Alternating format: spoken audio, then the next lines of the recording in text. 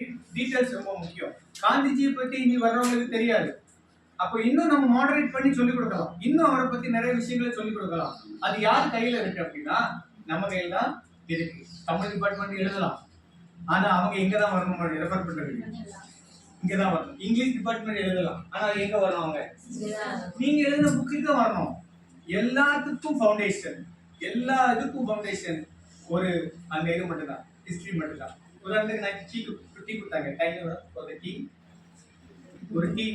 கொடுத்தாங்க, டீ கொடுத்தாங்க, கவனிங்க, ஒரு டீ கொடுத்தாங்க, ஒரு டம்ளர் வச்சு டீ கொடுத்தாங்க.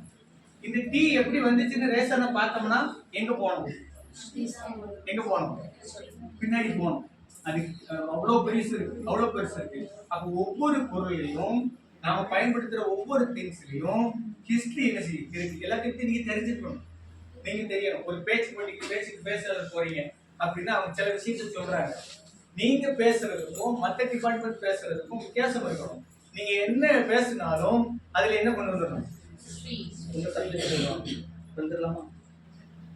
ஆமா சார், கொண்டு வரணும். அதுதான் பேச்சாளர். நீங்க பேச்சாளர் பாருங்க. சில விஷயம் ஹிஸ்டரியை பத்தி சொல்லும் போது நமக்கே ஆச்சரியமா இருக்கும். இல்ல நமக்கு ஞாபகம் இருந்துச்சா, ஓ இது இங்க இருந்தா சொல்றாரு அப்படின்னு சொல்லி பாருங்க. அவ்வளவு பெரிய விஷயத்த ஒரு சின்ன ஹிஸ்டரியை சொல்லி முடிச்சிருவாங்க.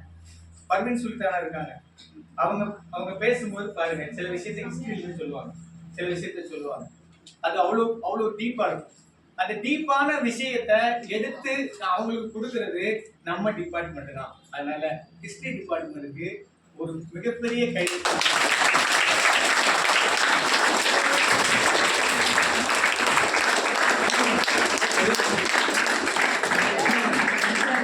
நீங்க